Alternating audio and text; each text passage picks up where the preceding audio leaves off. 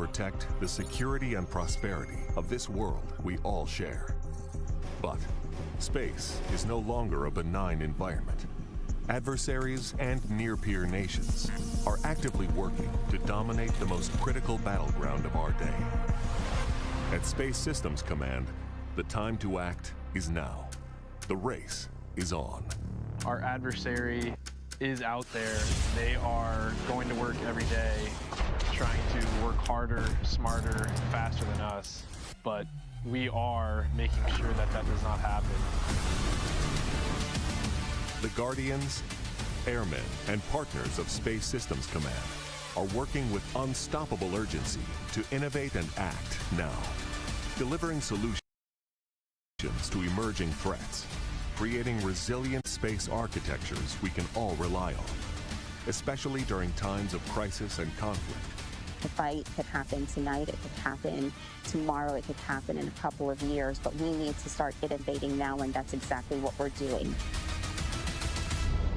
For Space Systems Command, working faster means breaking from the status quo, exploiting existing space architectures and capabilities in creative new ways, working with commercial industry, innovators and tech startups, and allied nations to exploit, buy, and build, to deliver better, faster, and more affordably.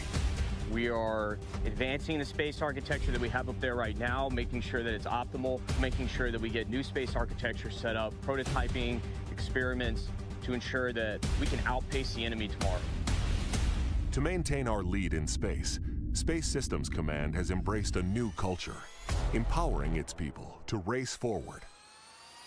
Speak up and connect with industry in unprecedented new ways. Our people are agile, they continue our partnerships, they are working collaboratively day after day in order to contribute to the big warfighter's purpose. Space is a team sport. We have to work together to provide integrated, resilient capability and speed in order to fight through any contingency or crisis. Space Systems Command is moving fast to maintain U.S. superiority in space, running a marathon of sprints, thinking differently, acting boldly, empowering at every level to make space work for us all. At Space Systems Command, space starts here. At T-minus 4 minutes and 45 seconds, all systems are currently a go for an on-time liftoff. Next up, the trusted structure next to the vehicle, which is known as the strong back, will begin to retract away from the vehicle, and that is in preparation for liftoff. Strong back retract has started. And there's that call out. Now, you could see on your screen, just below the fairing, around the second stage are some clamp arms, and they're starting to slowly open up. Once they are fully open, then the TE can begin to recline away from the vehicle. And the vehicle is nearly fully loaded with propellants and will complete at T-minus 2 minutes. And there you can see on your screen, those clamp arms are opening up there. The range is green and ready to support. Weather is 90% go for T0, so NY lock float is complete. Very great news with the weather. If for some reason we do not launch today, we do have a backup opportunity tomorrow around the same time. And there you can see on your screen, the clamp arms are now fully open. So that TE to the right of the vehicle that you see there, to the right of the fairing, is beginning to slowly move away from the vehicle. Additionally, PY lock float is complete. Additionally, it is worth noting that at the request of our customer, we will, again, not be showing views of the payload. So we will be ending the webcast just after Falcon Heavy's side boosters make their way back to land on Landing Zone 1 and Landing Zone 2 around the T+8 minute mark into flight.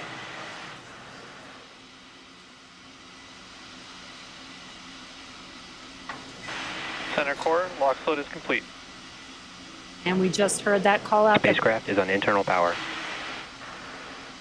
Just heard that call out that the center core liquid oxygen loading is complete. That concludes all first stage vehicle propellant loading. We are still loading liquid oxygen on the second stage, and that should conclude at the T-minus 2 minute mark. which will also conclude all propellant loading for Falcon Heavy.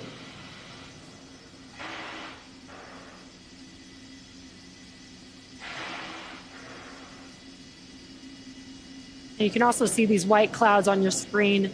This is normal.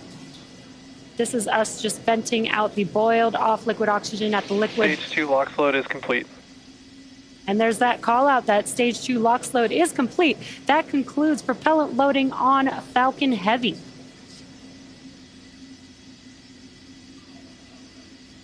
Again, those white clouds that you see around the vehicle are normal. That's us venting out the liquid oxygen that has boiled off of the liquid surface out into the ambient air. Once that cold liquid oxygen meets that warm ambient air, it basically condenses just as you would see water condensing around a cold glass of water. The next event coming up will be Falcon Heavy in startup. That's at the T-minus 1 minute mark. Ground gas closeouts.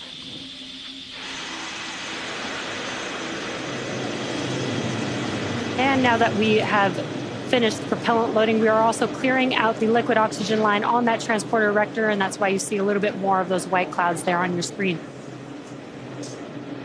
Again, at the T-minus 1 minute mark, Falcon Heavy will be in startup. This is an autonomous vehicle, so the internal flight computers will take over the launch countdown. Falcon Heavy is in startup. Great news, there's that call out. That Falcon Heavy is in startup. Now just waiting for the final call from the launch director. This is the mission director. Go for launch. And great news with that call out. All systems are go for launch of Falcon Heavy with USSF 52. T-minus 30 seconds.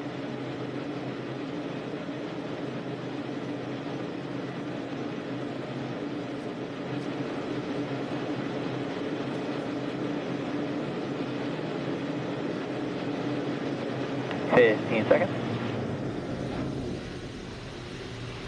T-minus 10, 9, 8, 7, 6, 5, 4, 3, 2, 1. Engines full power and liftoff of Falcon Heavy. Go USSF 52. Pushing ground range. And 1D chamber pressure is nominal.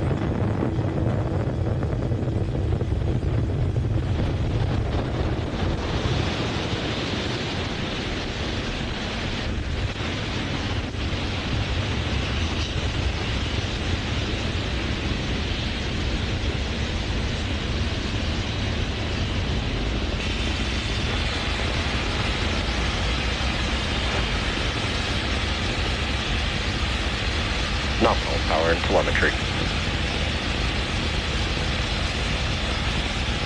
At T plus 50 seconds into Falcon Heavy's flight, under the power of 5 million pounds of thrust, Falcon Heavy is carrying OTB-7 out to space.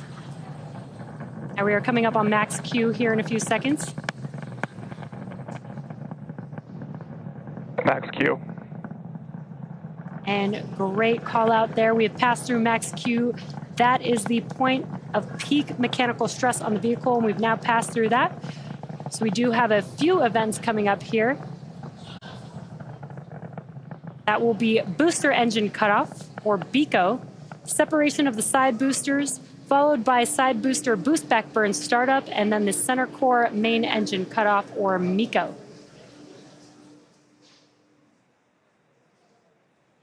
Now again, those are a few events coming up here. BECO, side booster separation. That'll be the separation from the center core. The center core will continue to carry stage 2 with the payload until it shuts down its engines with MECO and performs a standard stage separation like you see on a Falcon 9.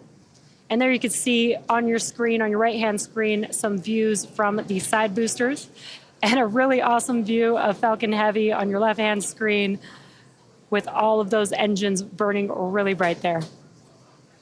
Coming up on BECO in a few seconds here.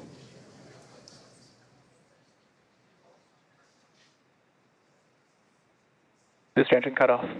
Side booster separation confirmed.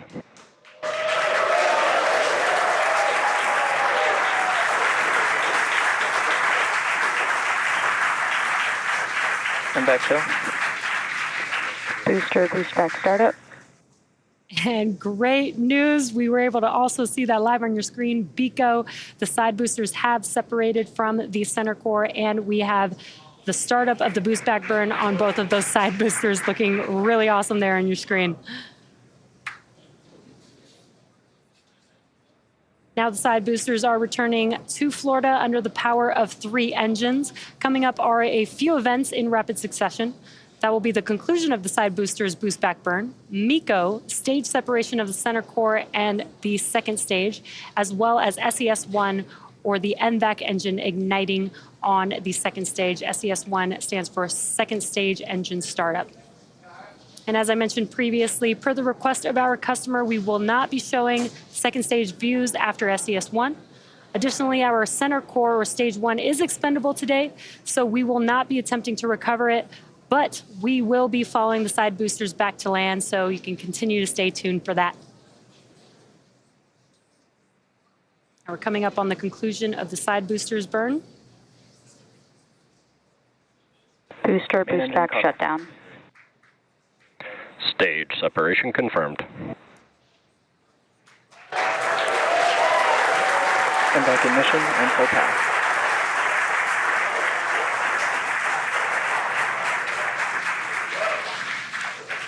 And there we were also able to see and hear the call outs for the side boosters boost back burns concluding. We had MECO, or main engine cutoff of the center core, as well as stage separation, and also heard confirmation that the NVAC engine has ignited. Now, as we mentioned before, Fairing separation confirmed. and great call out there, also a confirmation that the fairing has separated from the second stage. Again, we will be attempting to recover those fairing halves when they fall back to Earth using our recovery vessel, Doug. Trajectory is nominal. Now, again, as I mentioned earlier, the center core was not built to land or be reused. It is expendable, having given its all for the mission. Los Angeles. We will say a big thank you to the center core.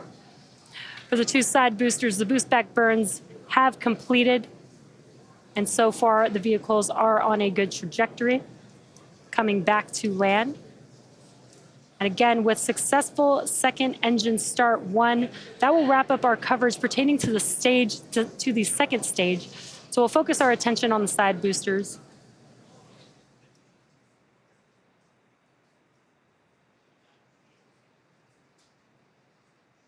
Now, those side boosters are currently on their way back to land. In order to land back on land, we typically have 3 burns. Center core FTS has safed. We typically have 3 burns. They've already concluded a boost back burn, which helps them turn back around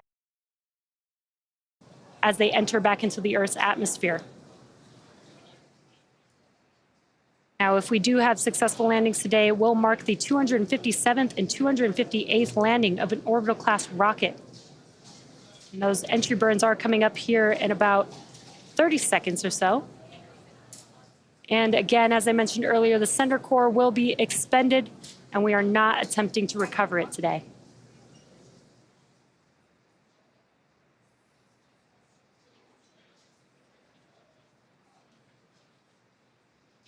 Again, the entry burn is coming up here for the side boosters. Booster entry burn startup. And there's that call out that the entry burns have begun on the side boosters. And there you can see on your screen. Stage 2 FTS is saved. You can see on your screen the engines have reignited. Booster entry burn shutdown. PY FTS has saved. And a short NY burn. FTS has saved. Short burn for both of those boosters, just under 20 seconds. All vehicles are on nominal trajectories. Great call outs there. All vehicles on nominal trajectories.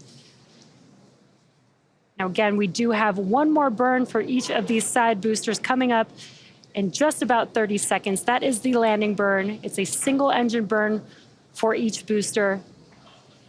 And just one engine is powerful enough to slow the vehicles down and safely land back on land. Again, we are targeting landing zone 1 and landing zone 2 for today's landings.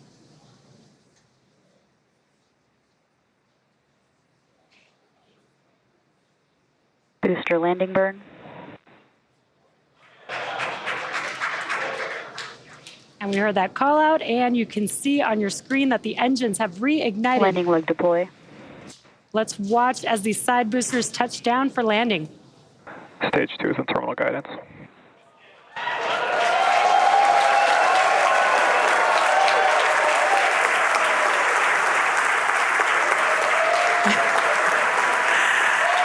And there you can see on your screen and hear the crowd here, very excited. We have successfully landed both Falcon Heavy side boosters on landing zone 1 and landing zone 2. With these two side boosters, this marks the 257th and 258th overall successful landing of an orbital class rocket. And with successful confirmation of our side boosters landing, that will bring our webcast to a close today. We'd like to thank the United States Space Force for entrusting us with today's mission, and we'd like to thank all of our viewers for tuning in.